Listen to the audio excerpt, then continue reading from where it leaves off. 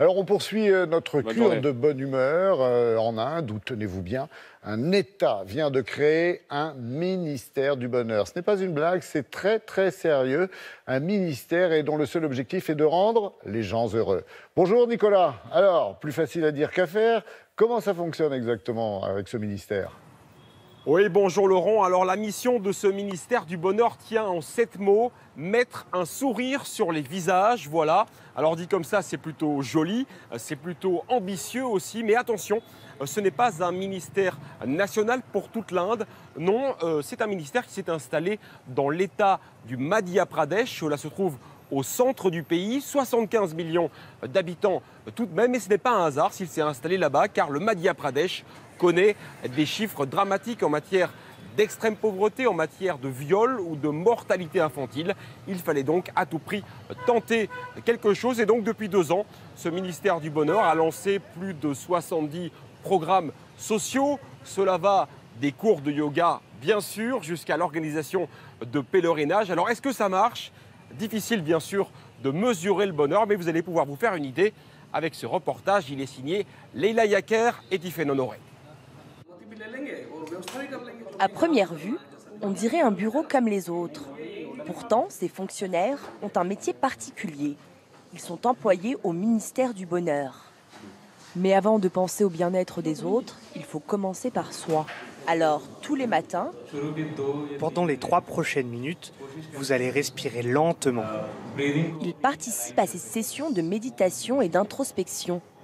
Une activité désormais proposée dans toutes les administrations de la région.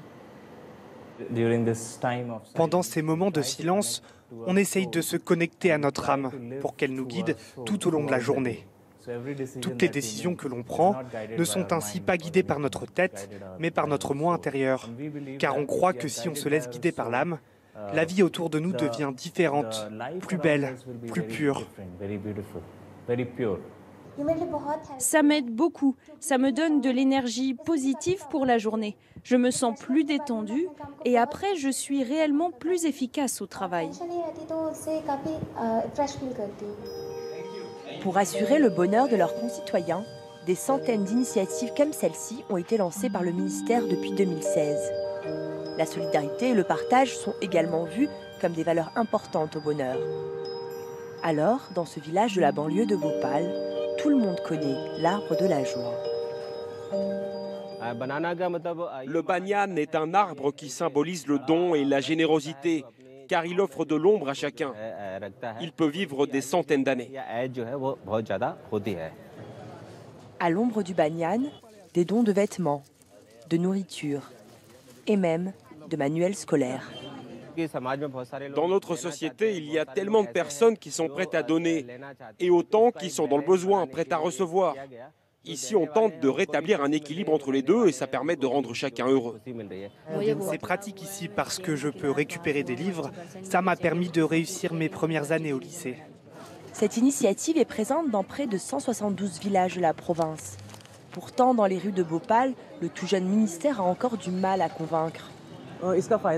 Beaucoup de gens ne sont pas au courant qu'il existe un ministère du bonheur. Pour qu'il nous serve à quelque chose, il faudrait d'abord que l'on sache en quoi il peut nous aider. Non, je ne suis pas vraiment heureuse. Ici, les gens travaillent toute la journée juste pour pouvoir se payer à manger. Il n'y a pas de bonheur. On essaie juste de joindre les deux bouts. Dans cette région de 70 millions d'habitants et qui compte une croissance économique à 2 chiffres, Manohar Dubey est le nouveau ministre du Bonheur. On s'est rendu compte que la croissance économique n'était pas la clé du bonheur. C'est pour cela qu'on a décidé de créer un ministère du bonheur. Le bonheur est certes propre à chacun. Nous n'apportons en soi que des outils pour y accéder. Le premier ministère du Bonheur indien est ambitieux. Il a décidé de lancer dans les 6 mois un index de mesure du bonheur, comme il en existe déjà au Bhoutan ou aux Émirats arabes unis. Oui, Nicolas, on vient de l'entendre, effectivement, ils vont mettre en place donc un index de mesure du bonheur. Est-ce que c'est possible, ça? Et comment vont-ils procéder? Eh bien, l'Inde va se baser sur ce qui existe déjà et les champions en la matière, c'est bien sûr le Bhoutan, le petit royaume voisin qui mesure déjà le bonheur national brut pour mesurer le bien-être de ses citoyens. Et donc, eh bien, des spécialistes du Bhoutan sont venus ici en Inde. Ils ont mis au point un questionnaire et ce questionnaire va être soumis à 1000 personnes. On leur demande, ce qui les rend heureux, bien sûr, et puis 2, d'évaluer leur satisfaction dans plusieurs secteurs. Cela va de la sécurité jusqu'à la santé, en passant par l'éducation. Et puis un calendrier du bonheur va aussi être mis en place, avec chaque mois des tâches à accomplir. Cela va de sourire le matin au réveil jusqu'à reprendre le contact avec un vieil ami, en passant par rester assis et ne faites rien. Moi, j'aime particulièrement le dernier. Ah oui, et personnellement, je vous comprends aussi. Nicolas, juste un petit mot pour terminer. Je crois que l'histoire, c'est plutôt mal fini pour le Premier ministre du Bonheur en Inde. Vous pouvez nous raconter ? Oui, tout à fait, c'est le moins que l'on puisse dire. Lal Singh Arya était le Premier ministre du Bonheur. Ce n'est pas celui que l'on a vu dans le reportage, mais c'est donc son prédécesseur. Et ce monsieur est aujourd'hui accusé de meurtre, de l'assassinat d'un opposant politique pour être exact. Un mandat d'arrêt a été émis par la police, mais il est en fuite depuis 3 mois. Il a quitté son domicile. Comme quoi le bonheur, dans la théorie et dans la pratique, sont 2 choses très différentes. Et en tout cas, cela fait une très mauvaise publicité pour le ministère du Bonheur. Sans commentaire. Merci beaucoup Nicolas et à bientôt.